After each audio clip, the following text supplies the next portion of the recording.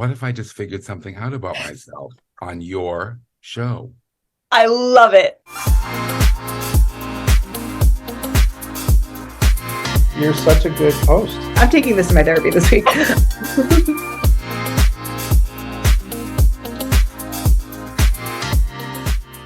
Best known for her role as the voice of Tenten in the anime series Naruto, please welcome to the Zoom, Danielle Judovits. Yes. Hello.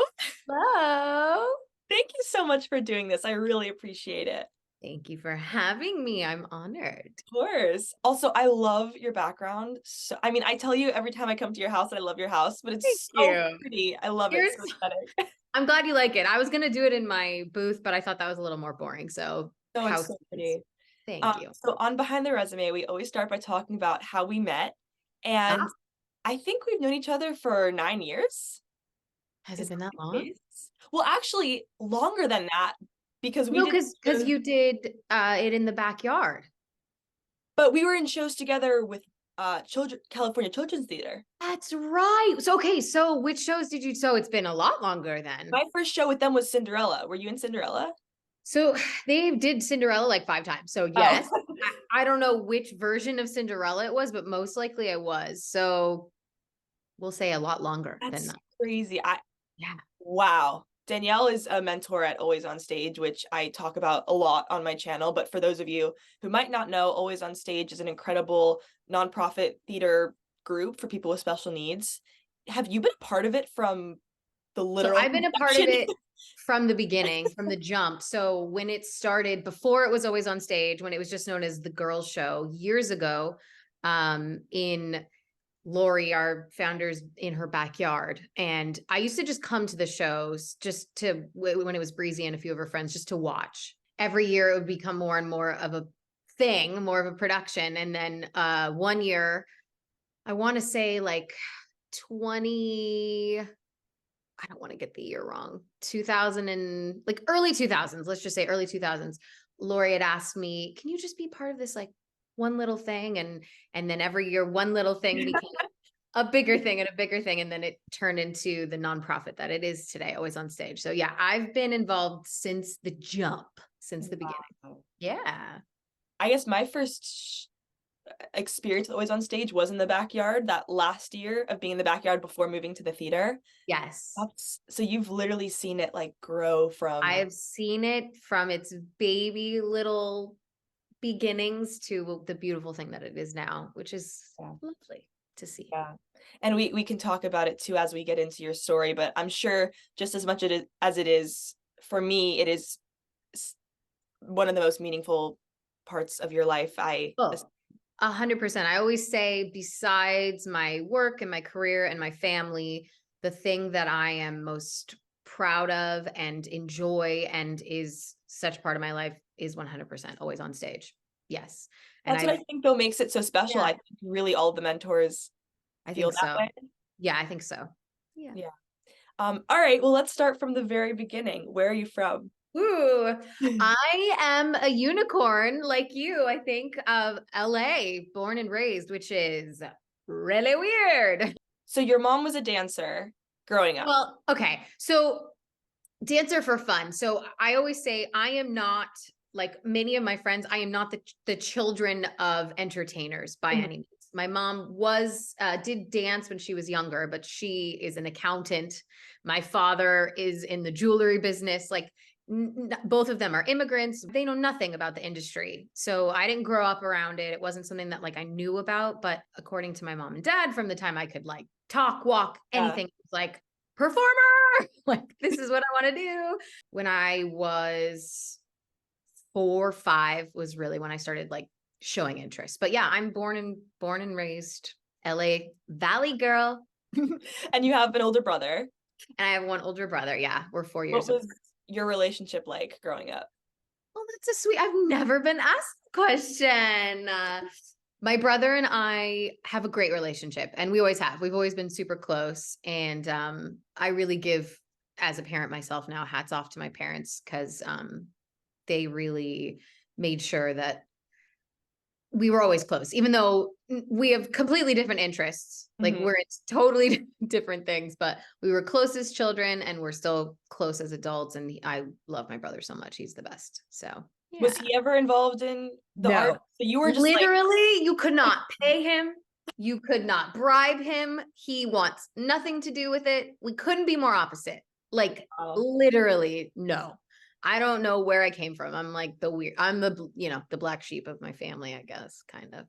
But what age did you get bit by the bug of performing?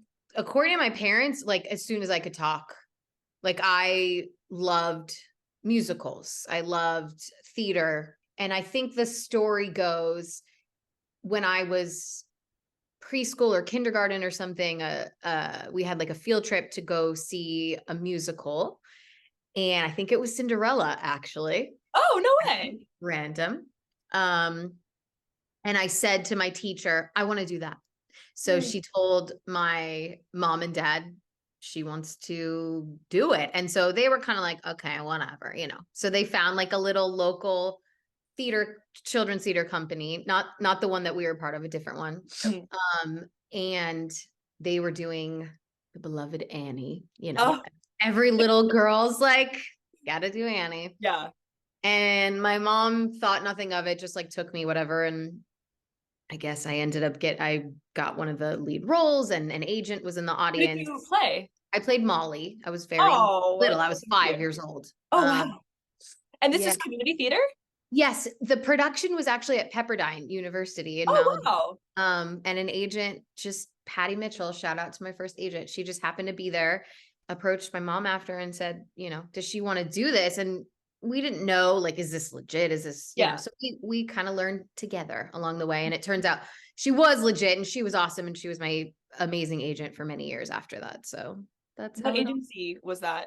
She was called the Patty Mitchell Agency. And then a few years before she retired, she ended up merging with what is now Osbrink. Oh, wow. Yeah. So very cool. So you were discovered at 5. Yes, Miss Patty Mitchell. What about performing lit you up? Ooh, Julia, these questions. Thank you. I don't know. I think and I'm sure you feel the same way as a performer, but I felt like home. Like I felt like this is what I'm supposed to be doing. This is where I feel most comfortable. This is what feels like right. It was like 2 puzzle pieces like clicking together perfectly. I don't know. It was just a feeling. Like I can't describe it really in words, but I'm sure you get it too. I don't know. It just feels like eating, breathing, walking, performing. Like that's just what I'm supposed to be doing. Do you have any childhood memories of being in rehearsal or any performance setting where you got to witness other performers and you were deeply inspired? Oh yeah, so many. I'm trying to think of one that stands out. Here's a cool story. When I was like 8, I want to say my first professional theater job that I did was this show that probably not a lot of people know about called The Human Comedy. Wait, you said you were 8? I was 8. Doing professional theater? Yes. Yeah. Wow. Yeah. I mean, just like regional, but professional, whatever. Wow. That's amazing. Yeah. And I was cast as a little boy because they couldn't find a boy that could sing as high as the part, And the best compliment was in all the reviews, they called me Daniel instead of Danielle. So I was like, one of the guys in the cast who was playing my older brother at the time in the show, his name was Richard Israel. And I know Richard Israel. Yes, I'm sure you do. Oh. And I was in awe of him and probably a little crush on him. I just thought he was so cute. And I was just like in awe of him and just like watching him on stage and performing. I don't even know if I've told him the story, but funny enough, years later, ended up auditioning for him as he became a pretty big director here in the LA area for musical theater. And then ended up getting to work with him on the other side as an adult. What show? Avenue Q. Oh, when wow. I did Avenue Q in Los Angeles. Yeah, Richard Israel was the director. Shout out Richard. Wow, what a So small it's like super full circle, cool moment. Yeah. But I just remember watching him thinking, wow, he's so good at what he does. And then got to work with him years later as an adult, with him directing me, which was really fun. That's amazing. Did you Yeah. do traditional like elementary school, middle school, the whole thing? Yeah. So it's funny because I would say the majority of my friends, children that were in the industry growing up, they were all homeschooled. Every Mhm. single one of them. Because as you know, it's time consuming, it's difficult. You're running around town to auditions, and then to try to like throw school into the mix. I understand it's difficult, but my parents were always of the mind that no, like you stay in school. If you want to do this, that's totally fine, but you have to do school too, and you have to stay in school, and you have to keep your grades up. Otherwise, we're not going to do it. And somehow I got pretty lucky. I had always really cool teachers. I mean, I was a pretty good student, so. Mhm. But I was able to do both, which I'm so grateful for as an adult, because a lot of my friends, I feel, that were homeschooled now as adults, it's just different. It's just different. Yeah. I was just blessed to have that sort of like normal upbringing, because it's not, being in the industry is not normal at all. Yeah. It's weird. Like, Totally. especially as a kid. So, Was there a moment where you went from this is just my passion to this is going to be my career? I don't know that I ever looked at it as a career, as a kid, because I was just doing what I loved. But my very first audition that I ever went on was for a commercial, and I booked it.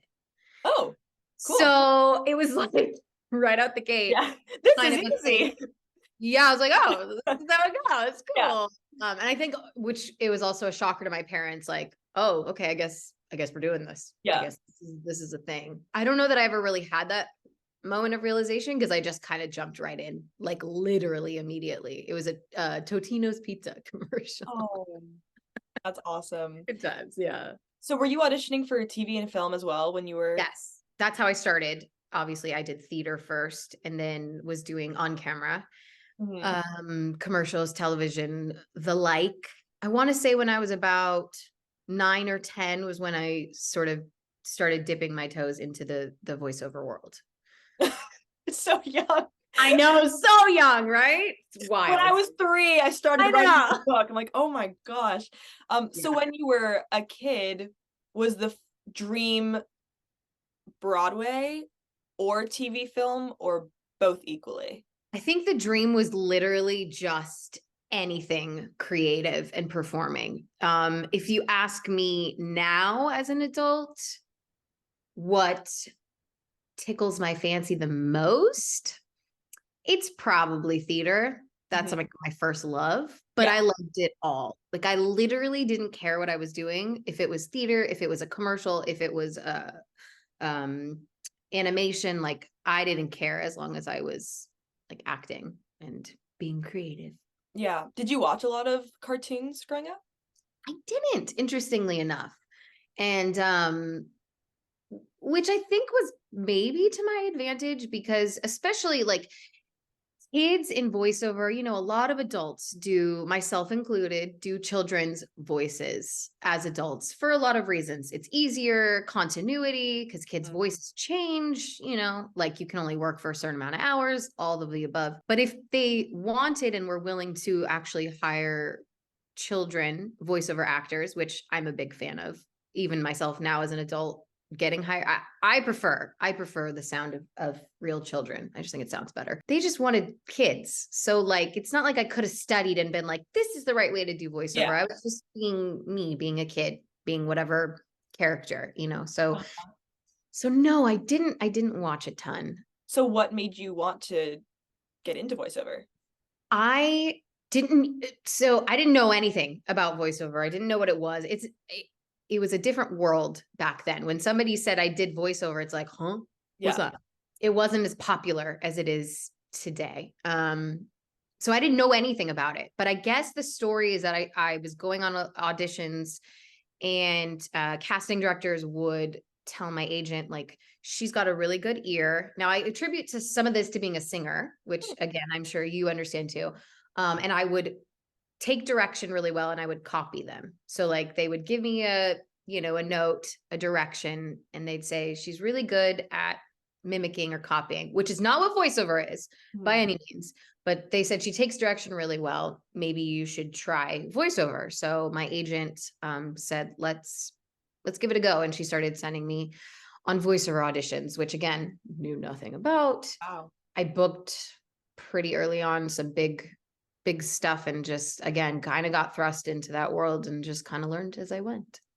Was it hard to balance school and friends and more of a traditional childhood with working? As an adult, now that I think about it, I'm sure it was for my mom driving me around. But no, I was fine. I was doing it all. Didn't feel hard to me at all. No, I had a very, I had a very normal social life, school life, working, all of the above. Yeah, no, I just did it all. It didn't feel overwhelming to me. Now it probably would. Yeah. What is the hardest thing you went through as a kid? Ooh, good question. I'm so blessed. I had such a lovely, great, amazing childhood. There were times, as cool as it was being a child actor, I did get made fun of. Really? A little bit in school. Yeah, it was kind of like this twofold thing. Like kids kind of thought it was cool, but also made fun of me if I did talk How about did they it. make fun of you? Just like, oh, you think you're so cool because you're on TV and we're not. And Oh, kids that's are the annoying. worst. Yeah. Kids are mean. They'll find anything to make fun of. Yeah. I probably didn't talk about it as much as maybe I would have, because I tried, just wanted to kind of keep it to myself. I didn't want to get made fun of. Hindsight's always 2020. It's silly. I shouldn't have cared what anybody thought. We could tell kids that all they want, but you have to go through it. But yeah, I did get made fun of a little bit for that, but whatever. Who were your inspirations throughout your childhood? Oh gosh. I'm gonna sound so old, but I freaking loved Carol Burnett. Like, obviously I watched Annie a million times, the movie. I think I always was drawn to like comedic musical theater actresses. That's sort of what I like. So all of the greats, Patti LuPone. I'm sounding so old, right? No. I was sort of drawn to the ones that could do it all and be funny. And when it came time for college, was that something that you want? I did. I always knew I wanted to go to college. Again, same way like with elementary, middle, and high school. Like I was like, I could do it. I did it, so I can keep doing it. And I was already working very much, regularly at that point in the industry. So I knew I wasn't going to go away far to college. I knew I wanted to stay in LA so I could continue to keep pursuing my career. But yeah, I knew I wanted to go to college. It was just important to me. Not necessarily to have like a backup plan, because I don't like that. I think you do what you want to do and you figure it out. Yeah. So it wasn't so much to have a backup plan, but I just thought it was important to me for life reasons to go to college. I did have to take one semester off because at the time I was doing 2 animated shows at the same time, and it was too much. But I always knew that I would finish. It was like, I'm going to go back. I'm going to finish college. And I did. So I did take the 1 semester off, and then I went right back. So it did take me a tiny bit longer to finish than some people, but I did it. I went to CSUN. Yeah. Cal State Northridge. Woo. Did you ever move to New York? I didn't. I had so many friends that did, like some of our friends are theater, Broadway people. And if I have one regret in my life, it's probably that I didn't go to New York, at least for a little bit. But it was like, I was really doing well at the time, and I was working, and I didn't want to mess with that. And it's not like it is today. Like I have a booth in my house. You can work from anywhere. Back then it wasn't that way yet. So I was afraid if I left, it's like out of sight, out of mind. Everybody would forget about me. But if I could turn the clock back, I probably would have moved to New York just to try. Who knows what would have happened, you know? It's okay. It is, you know, I'm very blessed. I've had an amazing, lucky career here, but no, I didn't ever move to New York. I did have some friends that did and went on to have amazing Broadway careers, and I'm so proud of them. So did you just start working primarily in voiceover? It just kind of happened that way, or that was your intention? You know, it just kind of happened that way, kind of organically. I started booking more and more VO stuff and less on-camera stuff. And then I sort of realized like, wow, I love voiceover. I love this world. I'm kind of good at it. And so just kind of organically, I would say it sort of became more voiceover, less on camera over the years. And by the time I got to college, I would say I was just primarily just doing VO. Every once in a while, we would sprinkle in a little on camera something, but mainly What just about theater? theater. Again, I was doing less and less because I was focusing more on the voiceover world because I was so busy there. So theater became sort of less and less too, which is a bummer, but Yeah. yeah. What is something about the voiceover world that someone who knows nothing about it would be surprised to learn? That's a good question. The thing that I get the most when I meet people is I'm really good at doing voices. I can do this impression. I can sound like Mickey Mouse or Bart Simpson, or so I can do voiceover.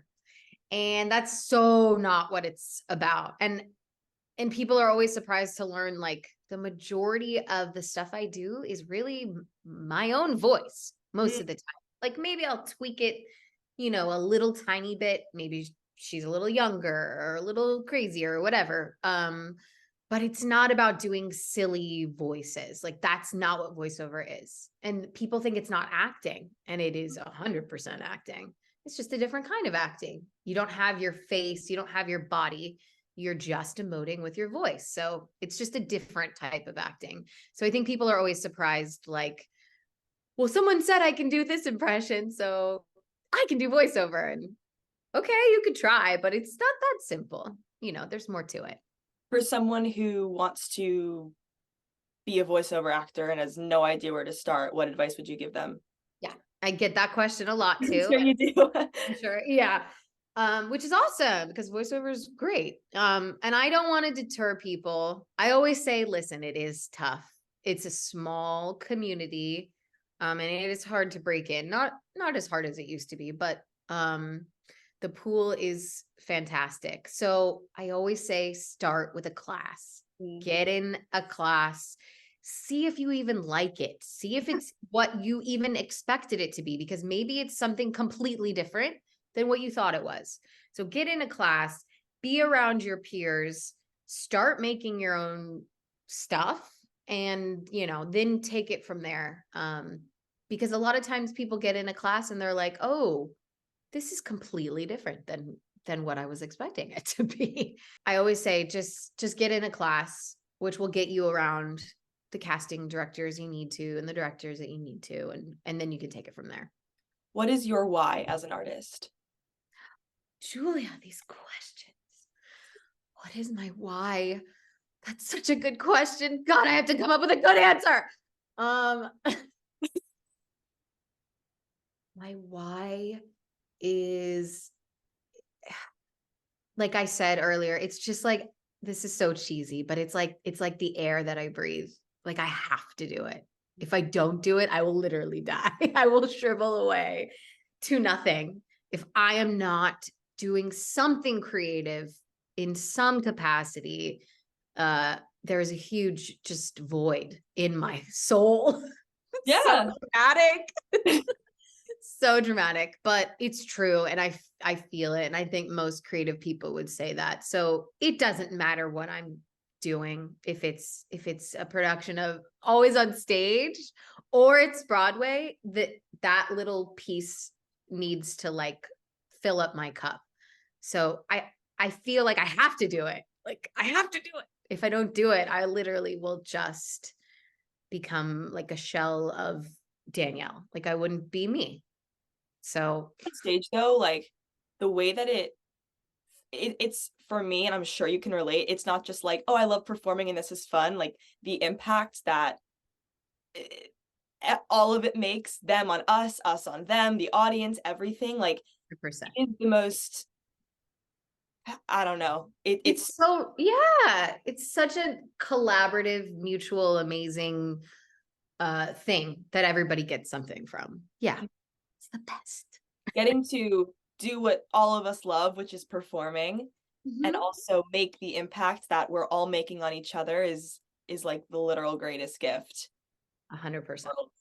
Yes, I agree. I know you get it. I get it. I get it. I get it. What are you proudest of in your life? I'm proud of a lot. Obviously the thing I am most proud of is my family and my beautiful baby Arlo, my son. But besides that, I've been blessed and so lucky, and I'm so proud of my career and what I've been able to accomplish. But I always say, and I'll go back to it, the thing that I'm most proud of is being involved with Always on Stage. Honestly, that's the truth. And I will literally, I always say I'll do it till the day I can't anymore. Did you have any exposure to the special needs community before? I mean, so I've actually known Breezy and family since Breezy was super young. So my exposure was through Breezy and Sammy and all of her friends from a pretty young age. Breezy but- and Sammy, for reference, are two members of Always on Stage, and their moms founded the organization. Yes. And I met them when they were pretty young kids. So that was my first exposure. Obviously not in the way that Always on Stage exposes people to it. But yeah, I mean, it was sprinkled throughout from a pretty young age through some of the original members of Always on Stage. Yeah. I think I told you this during High School Musical, but your son Arlo, who's 5, right? He's 5, yeah. Been involved with Always on Stage since He was born. Your stomach. I mean, yeah. But since before he was born, that's right. Yeah, and he's been in our shows since as soon as he could walk, and he's just so immersed. Before he could walk. Yeah. Holding him when he was baby Simba. Yeah, baby Simba. But I think I told you this, but I had a moment backstage this past summer where one of our members with Down syndrome, Nikki, I don't know, like went over to give him a high five, and he just ran up to her and gave her a high five. And I just watched this happen, and I was like, this child is never going to have any sort of discomfort or judgment towards people who have different abilities. And what an extraordinary blessing that is. And to see a little 5-year-old just embrace. I was like, wow. Such a gift. And when I say that, like, it's for me as much as it is for them, that is totally one of the reasons, is that Arlo knows no different world than that, which a lot of kids don't. And it's not by the fault of anybody or their parents. They just don't know. And when you don't, you're afraid of what you don't know. Totally. So if you know it, then it's not scary, and you can ask questions and you can learn. And so Arlo does ask me questions all the time, but he's around it, so he doesn't know any different, which is it's such a blessing. Yes, it makes me so happy that he is going to grow up surrounded and not know any different. Yeah, I love it so much. It's so great for him. I think the level of like extra compassion that he's going to have from growing up on stage. That's the goal. We want to raise good kids. So Yeah. Who are your inspirations now? You know, as an adult, I have to say I'm so cheesy in my answers. My mom, she's always been my biggest fan, my biggest supporter, again, I know you get this, Julia. My taxi driver, my Uber Your mom's driver the best. nowadays. She's the best. Moms are the best. Moms do everything and they do it with such grace and like they're like stealthy little ninjas, like behind the scenes. Shout out though to Judy Judovits because she's also like the most fashionable person. She Every would day be so happy. she walks Yes, in. Oh she my is. I agree. I hope to be as cool as my mom when She's I'm so her age. cool. She is pretty cool. What is the best advice you've been given? The best advice I have been given is probably from my husband, Kevin. He's going to be so happy I said this. I hear him say it all the time to other people, and he's also said it to me, which is don't stop. Just keep creating, just keep doing. It doesn't matter in what capacity. Like I said, if it's for 2 people or 2 million people, just keep doing it and don't stop. And he's right. If you could have a total different life and a different career, what would it be? I love this question. I think we've talked about this, or maybe we haven't. In a totally different world, if I wasn't doing anything involved with the arts, I think I would have wanted to be an interior decorator. Oh, yeah, that makes sense. Yeah. Designer. I love home stuff. I love home decor. That is creative though. That's so artsy. It is still creative. That's true. It is true that you do have to have like a certain eye for things, but I love it so much. That's like, yeah, if I'm not doing and acting stuff, it's home stuff. So I think I would have been somewhere in the home space, either interior design, maybe even like real estate, because I love homes in general. It's always super interesting to me. But I'd probably be in that space. What about you? Can I ask you? What would you be doing? I've thought about this because I'm doing the artist way right now, and it's one of the questions. I'm like racking my brain, and I'm like, I would like to be like an agent or a publicist, but that's like still in the world. No, so you'd want to be on the other side of things. That's super Yeah, cool. but I would, yeah, but I would probably Still in the industry. Yeah. yeah. I don't know. Like, there's like nothing that I could think of that I could like see myself doing as a. I didn't figure out the like interior stuff really until I had a home. So like, that wasn't something that I really discovered until the last, how long have we been here? 5, almost 6 years. So that's like a newer, I always liked it, but not in the same way that I like it now. So maybe you'll still figure it out. And I mean, like, obviously I love the special needs work. Yeah.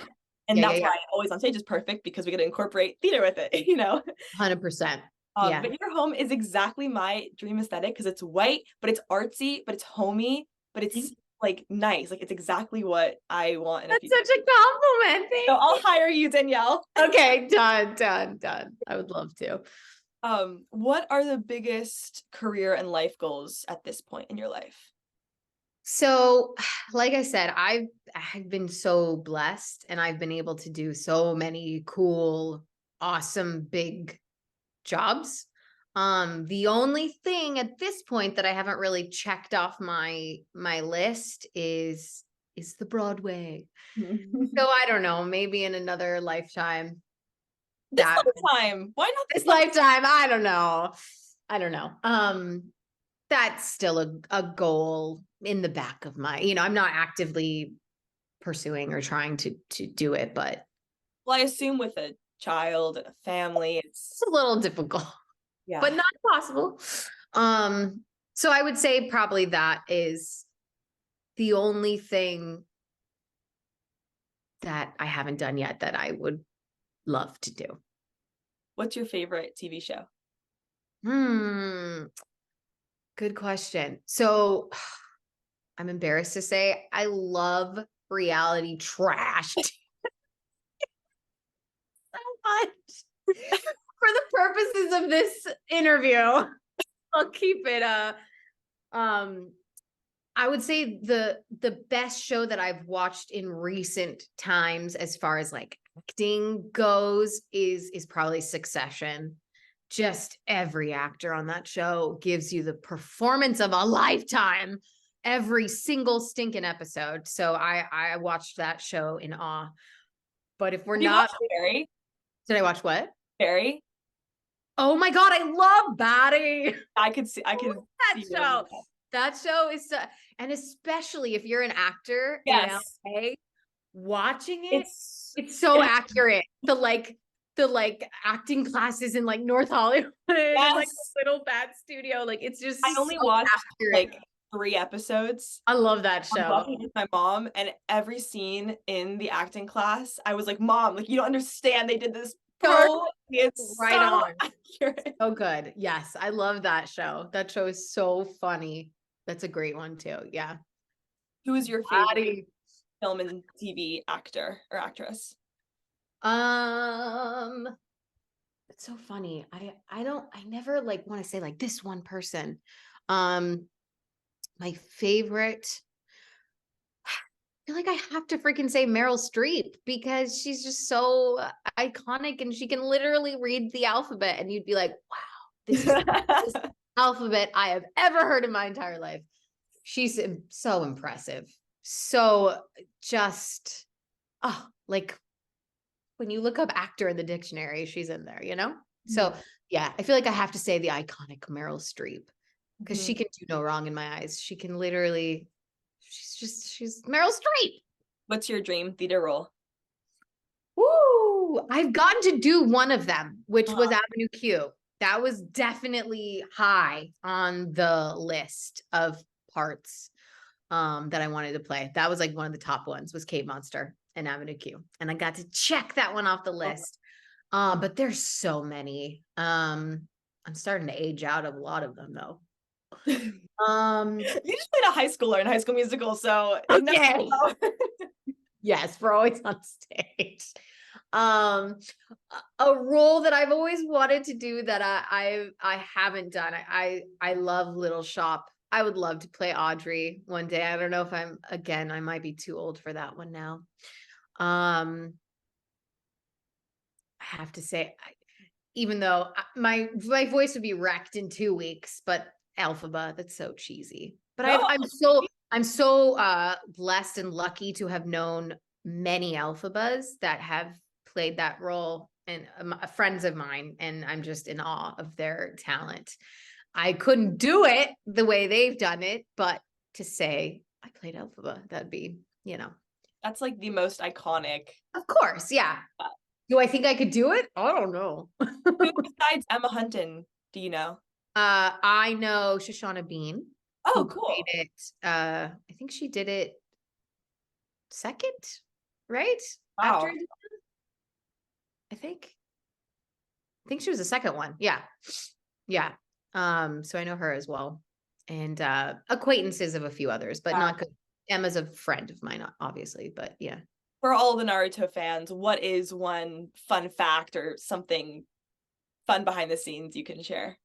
With Naruto, fun fact, as often is the case with some voiceover jobs, Naruto is my longest job that I've been able to be blessed to do. It's almost 20 years old at this point, which you never get to stay with a character that long. That's like, yeah, the life of that. It's amazing, right? I'm 21. Like, yeah, girl.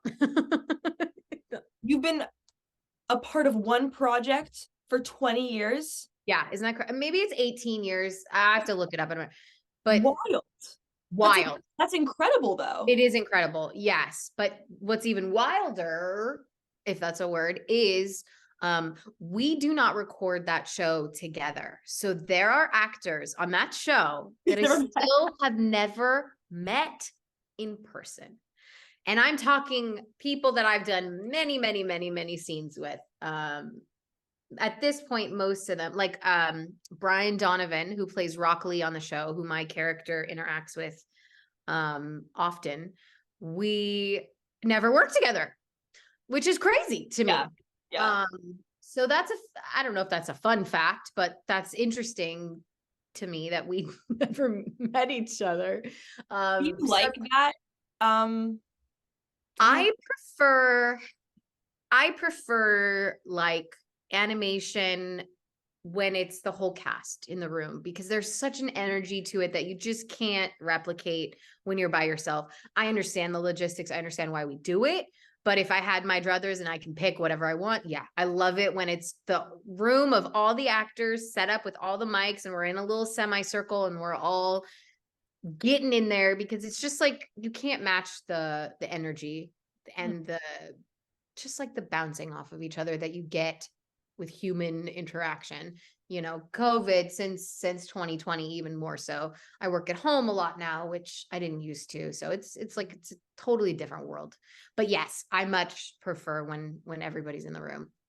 Not to mention, now you're my voiceover coach, which is so much Yes.